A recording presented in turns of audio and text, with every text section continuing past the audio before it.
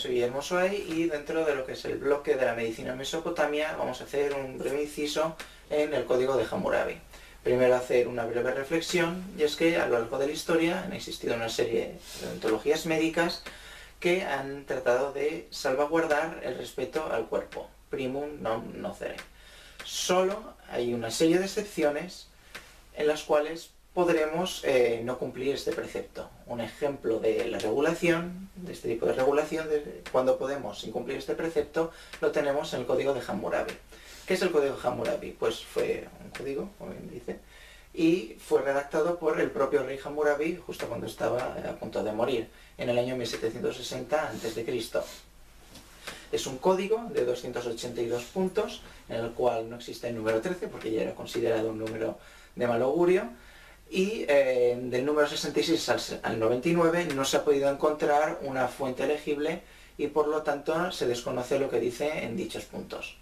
Antes de meternos en materia de lo que decía el código de Hammurabi respecto a la praxis médica, hacer un inciso en la sociedad estamental del Imperio Babilónico. ¿Por qué? Porque dependiendo del estamento en el que te encontraras, podía haber una recompensa determinada para el médico o, al contrario, una pena que variaba mucho dependiendo del estamento en el que te encontraras.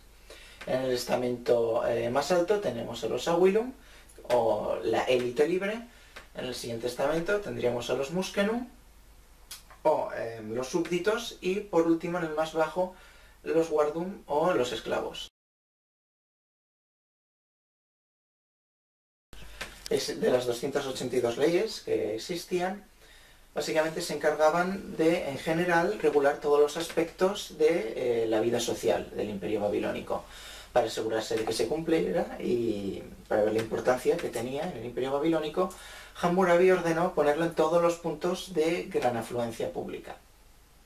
E incluso aquellas personas que despreciaran el código, en caso de que estuvieran pensando en contra del código, estaban escritos males de ojo y maldiciones para dichas personas.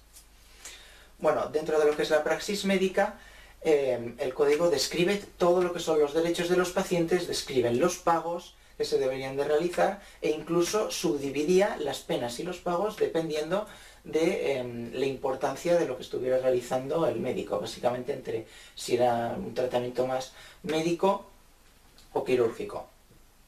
Bueno, este código es un código en resumen cruel. El código trata de buscar no equidad, sino igualdad. Y un ejemplo de esto lo tenemos en que algunos puntos son un antecedente de lo que en el futuro sería la ley del talión. Ojo por ojo y diente por diente.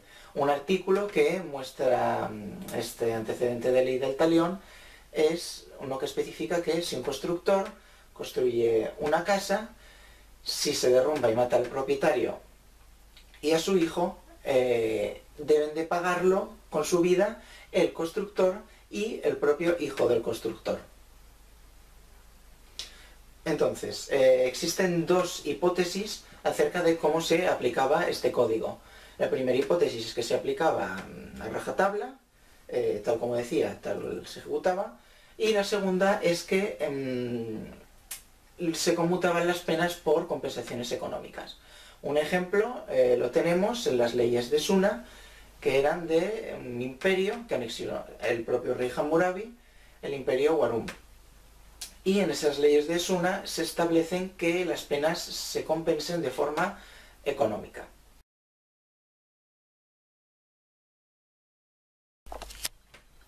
Bueno, las leyes que tratan la praxis médica son del 215 al 223.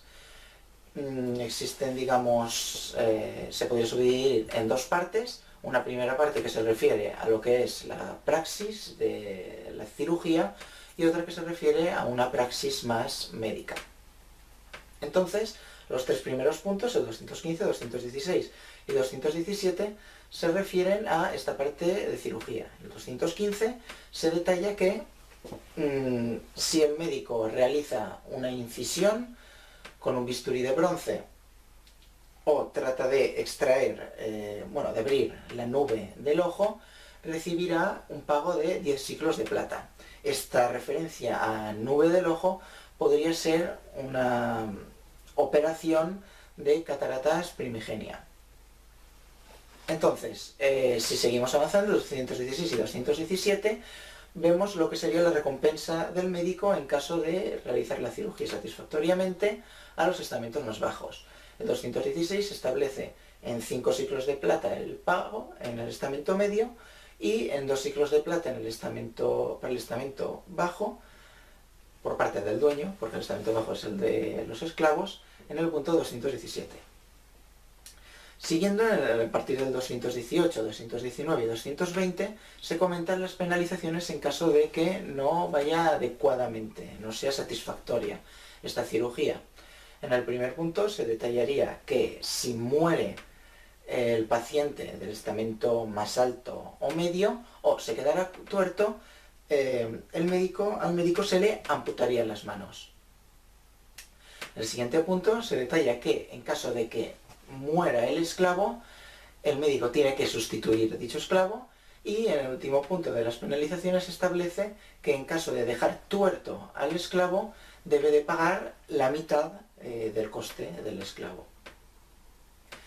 Acabada esta parte quirúrgica, nos metemos ya en los puntos que hablan de la parte más médica, 221, 222 y 223, en los que se establece el pago por realizar satisfactoriamente una inmovilización, por ejemplo una rotura de hueso, o tratar una parte blanda afecta. Sería de 5 ciclos de plata en el estamento más alto, de 3 ciclos de plata en el estamento medio y de 2 ciclos de plata en el estamento de los esclavos. Bueno, después de esta breve explicación de las leyes de la praxis médica, hacer una reflexión acerca del estatus social que tenía el médico que está cubierto por estos puntos que acabo de explicar.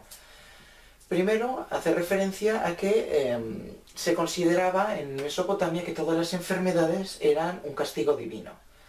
Eso provocó la aparición de dos tipos de médico. Un médico de estatus más alto, que era el médico sacerdote, el cual tenía un estatus muy importante, recibía grandes retribuciones, y ¿cómo se encargaba de curar? Pues por medio de la hepatoscopia, que no era haciendo biopsias hepáticas, sino cogiendo los hígados de diferentes animales y viendo los designios de los dioses en ellos. El médico que trata el código de Hammurabi sería el médico barbero, y como se puede ver en las leyes, la retribución era muy baja y además tenía un estatus mucho más bajo, y con que solo realizara una sola intervención mal, le dejaba en un estado bastante deplorable. Bueno, si os ha gustado este vídeo, podéis consultar en la lista de reproducción el resto de vídeos de Mesopotamia. Bueno, muchas gracias.